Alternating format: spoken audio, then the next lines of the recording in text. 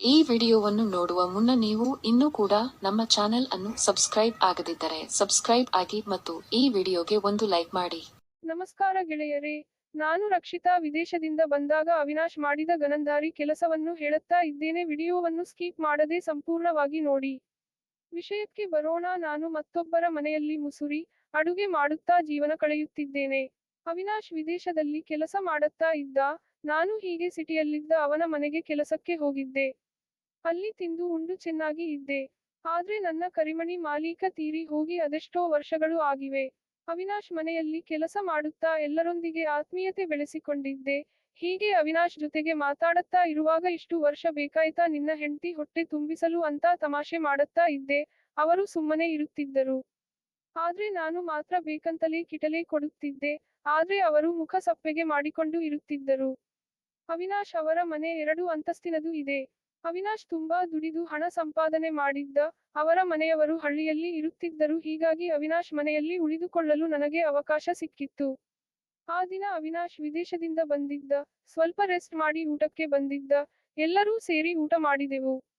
ಮರುದಿನ ಬೆಳಿಗ್ಗೆ ಅವಿನಾಶನಿಗೆ ಕಾಫಿ ಕೊಡಲು ಹೋದೆ. ಈ ಸಮಯದಲ್ಲಿ ಆತ ಸೌಂದರ್ಯದ ದರ್ಶನ ಮಾಡುತ್ತಿದ್ದ. ಅವತ್ತು ನೋಡಿ ಖುಷಿಯಾಗಿದ್ದ. ನಾನು ಗೊತ್ತಿದ್ದು ಸುಮ್ಮನೆ ಇರುತ್ತಿದ್ದೆ. ಆದ್ರೆ ಆತನ ತಮ್ಮ ಮಾತ್ರ ತೊಂದರೆ ಮಾಡೋದನ್ನು ಗಮನಿಸುತ್ತಿದ್ದೆ.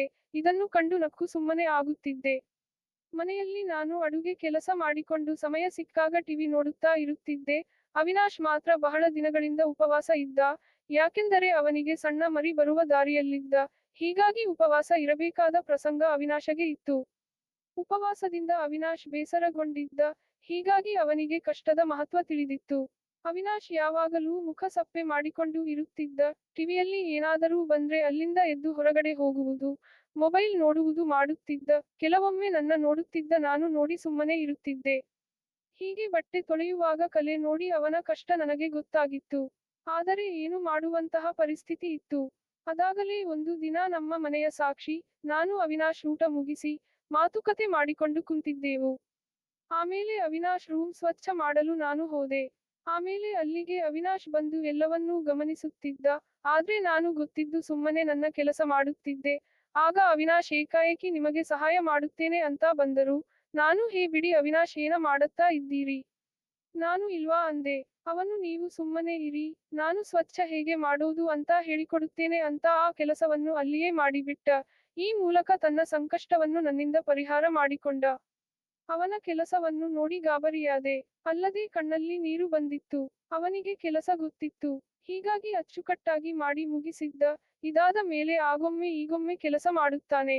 ನನಗೂ ಅವನ ಕೆಲಸದಿಂದ ಜೀವನದಲ್ಲಿ ಹೊಸ ಹುಮ್ಮಸ್ಸು ಸಿಕ್ಕಿತ್ತು. ಪೂರ್ಣ ವಿರಾಮ. ಆದ್ರೆ ಇದೀಗ ಅವಿನಾಶ್ ಪುನಃ ವಿದೇಶಕ್ಕೆ ಕೆಲಸಕ್ಕೆ ಹೋಗಿದ್ದಾನೆ. ಪುನಃ ಎಂದಿನಂತೆ ದಿನ ಕಳೆಯುತ್ತಿದ್ದೇನೆ.